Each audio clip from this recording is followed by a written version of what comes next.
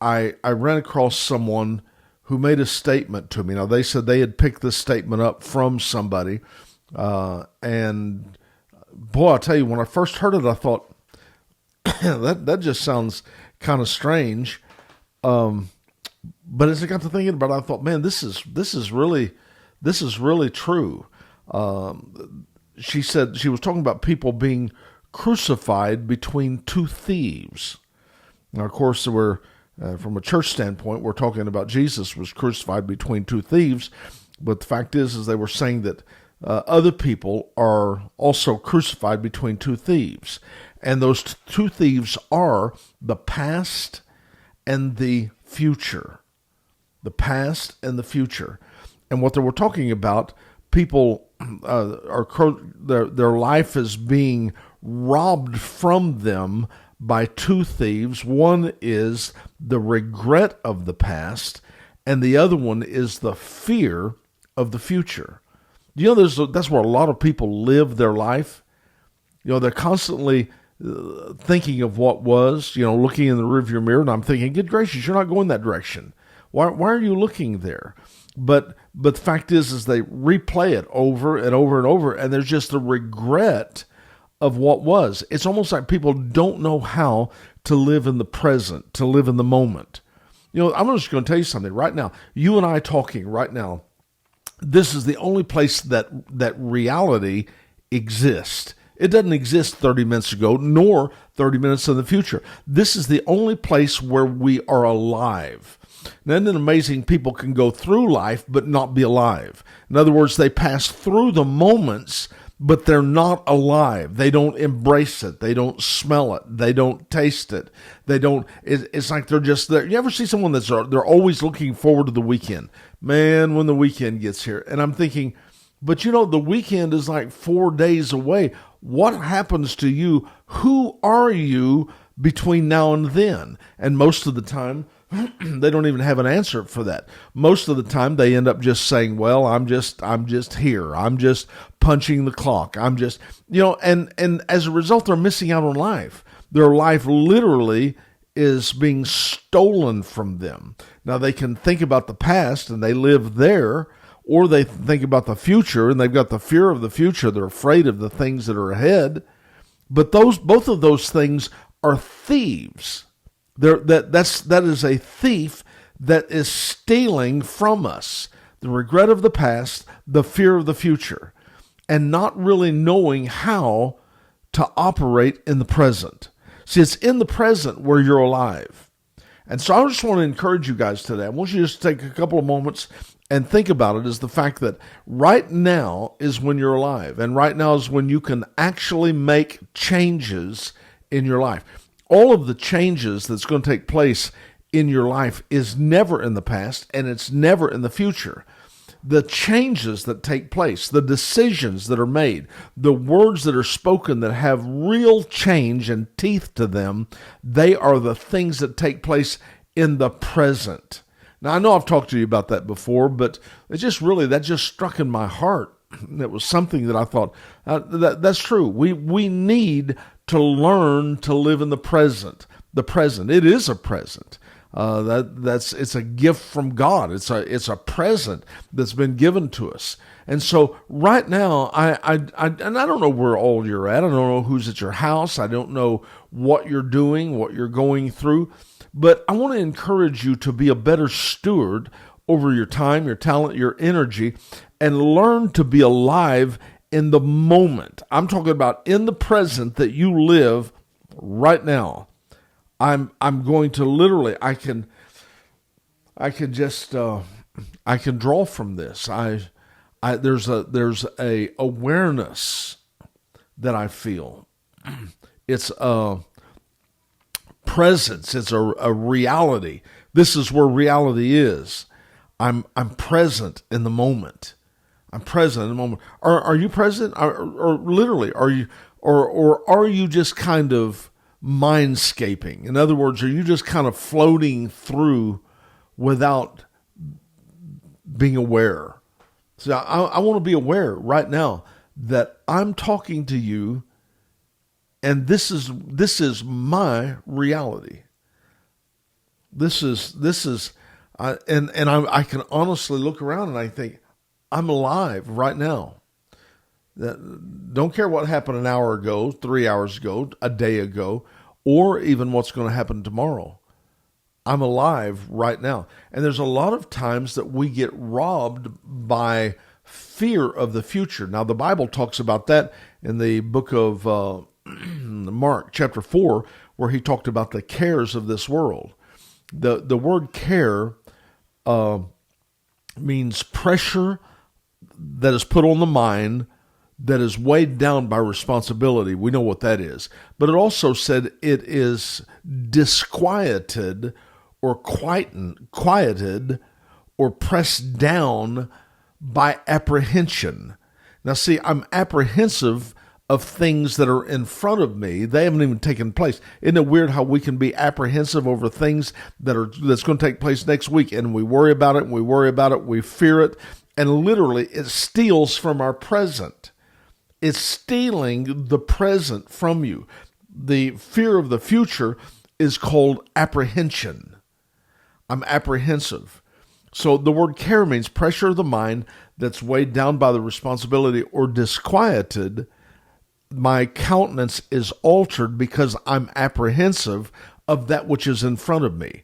And the Bible said in Mark chapter 4 that Satan uses that for the purpose of stealing the word. The word is stolen from you. The promise of God, the covenant that you walk in, is stolen because it robs your present.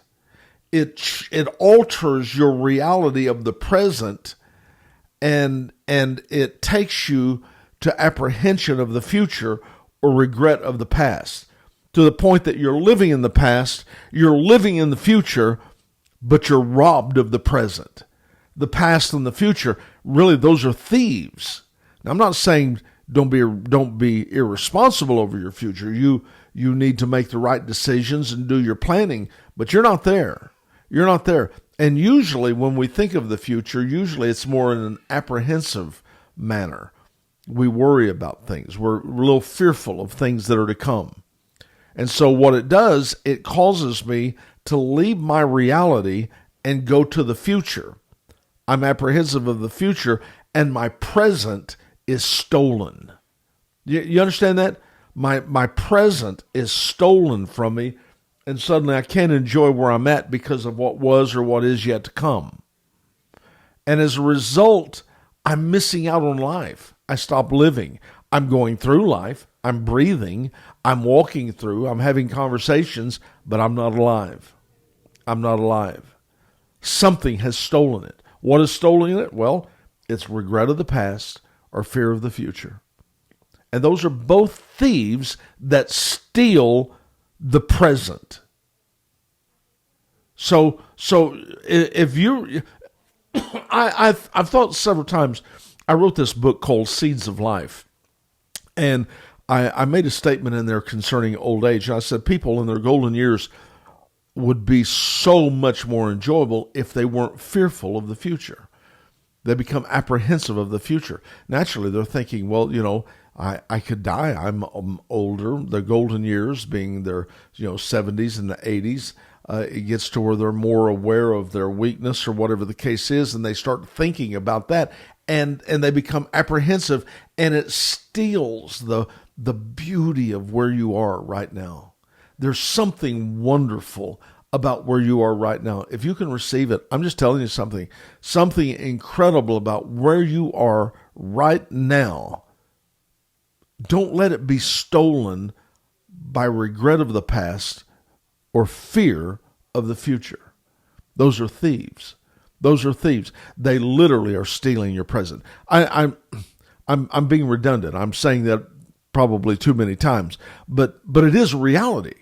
It is reality, and it's something that I have really tried to shift my thinking to where I'm alive in my conversation with you. Have you ever talked to somebody and they were looking beyond you the whole conversation? They didn't look you in the eye. They were looking around the room, seeing who else was there. You could tell they were answering questions, but they were not present in the conversation.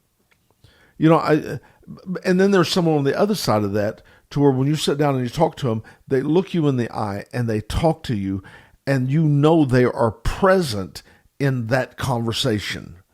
They are engaged with you for that moment in time.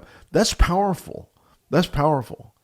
And that's how you need to live every minute of the day. I don't care whether you go to the grocery store and you're talking to that person at the counter as they're checking you out. Can you be present with them and engaged with them to where you're able to converse with them and be alive during that moment? Or driving down the road, driving back home. Are you, where are you at? Can you be alive and absorb the beauty of that moment, of that solitude, of that quietness? Boy, it's powerful. I'll tell you what, we've got so many things speaking to us all the time. And sometimes just to go into a place where there's no music, no noise, no radio, no television, no computer, just quiet. Boy, that's a treasure right there. But most people don't get that. And they would miss that moment. We try to fill it up. Even with entertainment basically means this: don't think. Did you know that? And that's true. I can look at a movie or something like that, and believe me, I don't just watch the movie. I get into the movie. I'm in the movie to where I literally have to be called out of the tube just simply to answer a question. That's exactly right.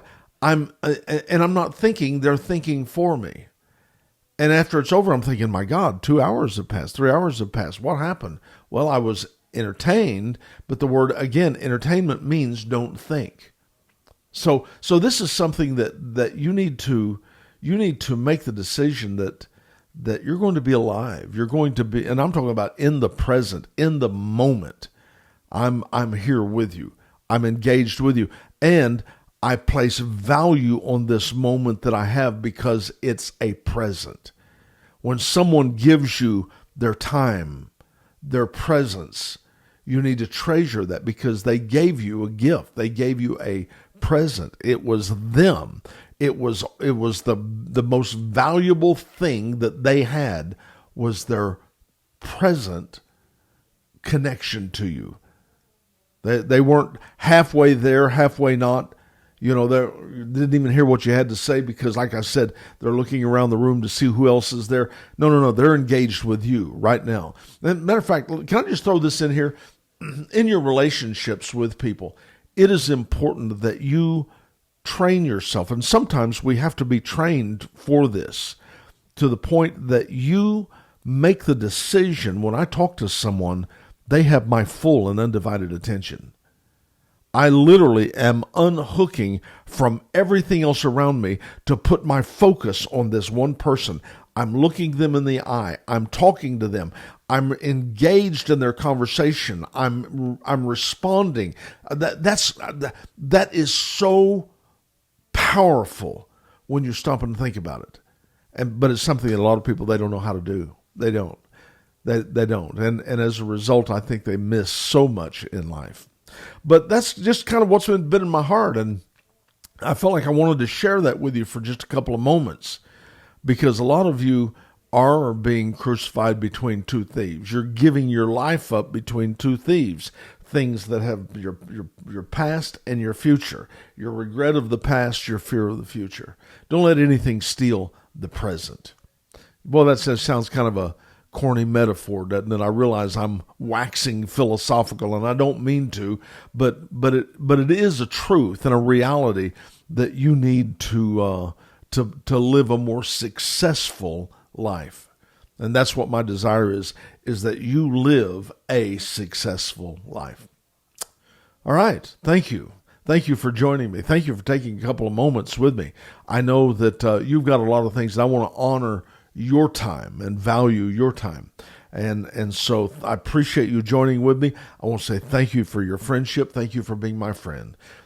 Please push like, push share, push subscribe, and I would deeply, deeply appreciate it. Also, you can go to Amazon.com. I have some books there that are really powerful books, some things that I think will really be a blessing to you, as well as YouTube, Spotify. You can go, and I think it'll be something to help you. All right, love you guys. I really do, and I'll talk to you tomorrow. You have a great evening. Bye-bye.